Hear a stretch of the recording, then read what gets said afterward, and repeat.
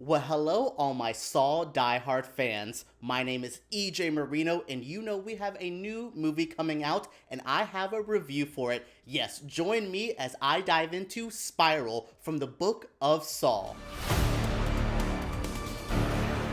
It's been about 4 or so years since we've had a proper Saw movie, and now we have Spiral from the Book of Saw, though it's not a traditional Saw film. That's something I should let people know before we dive into it. You may think you're getting it into where you're watching a giant group of people in a trap and they have to break out of the trap. That's not really here. There is traps, there is people stuck in them, but the way they format it, the way this movie works, the way Chris Rock eats this movie up, it's a lot different than previous entries. This is even a little bit more different than Jigsaw, which I thought changed up the vibe of it a little bit. This is a completely different vibe and aesthetic. It's a bit more of a, like, I don't know, maybe a psychological thriller, which is a word I don't often use, but it has that kind of vibe. You are sucked into the psychology of this character, and you're kind of following the Zeke character just kind of deal with all of this.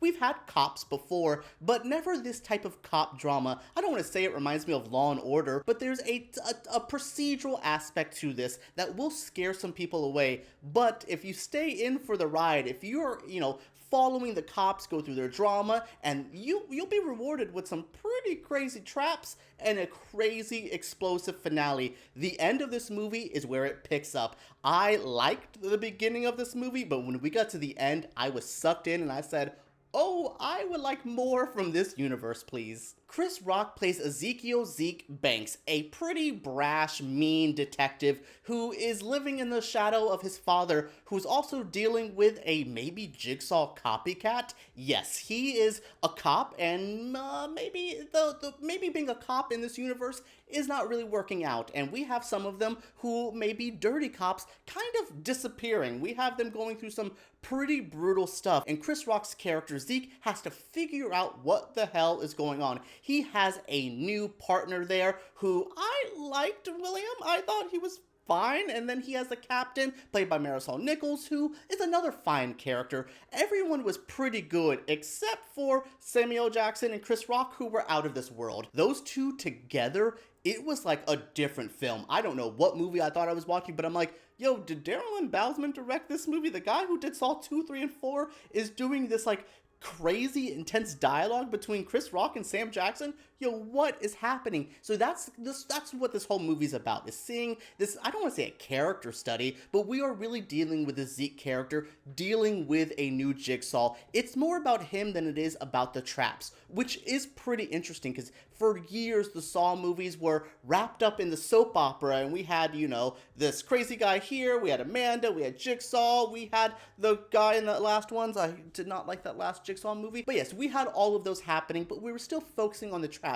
This is about the mystery and the investigation more than the gruesome gore. It's gory, it's gruesome, but yes, I like this focus on the cop drama. It's not my favorite Saw movie. I still think Saw 2 and 3 are some of the strongest out of the whole franchise, but this kind of ranks up there as they're trying something different. It's a different vibe and aesthetic, and everyone carries it off pretty well. Darren Lynn Bousman returns to the director chair after directing entries Saw 2, 3, 4. Some of my favorite Saw movies. Actually, I think those are the best Saw movies, so I'm happy to see him return for this entry, but he's grown as a filmmaker. This isn't the same guy who directed Saw 4. This is a more evolved filmmaker. He has a little bit more style to add. He has a little bit more drama to add. He has some, I don't know, I just really was impressed by Bausman's growth as a filmmaker here. It still has some Saw issues where I was like, well, that's some choppy ass editing, or okay, we're just dealing with people delivering pretty generic, wow, is this a Jigsaw return? Oh no, some of the lines aren't my favorite, but that's more of the script issue than the directing issue. Overall, I just thought the directing felt up a little bit. We were kind of just in these slasher, gory movies for so long, where this actually feels like a real movie at times. It feels like something that I wouldn't just show it to people who are diehard Saw fans. I could show this movie to anyone who particularly likes horror or thrillers, or who likes Sam Jackson or Chris Rock. I would suggest that for them. So that's what I like about this. This movie feels like a grown Saw. It's still there. It's still grimy and gross. There is a trap at the beginning of this movie that is insane, and the trap at the ending is even crazier. So yes, it's still there, but there's growth, and that's all I needed. I just wanted something a little bit more evolved, a little bit more fun, and I got that from this. Looking at all the Saw movies, I will say Spiral is up in the middle, like the top of the middle of the pack. I enjoyed it. It's not my favorite. You know, the cop procedural stuff kind of weighs it down just ever so slightly, but it's still a fun romp, and I'm happy Chris Rock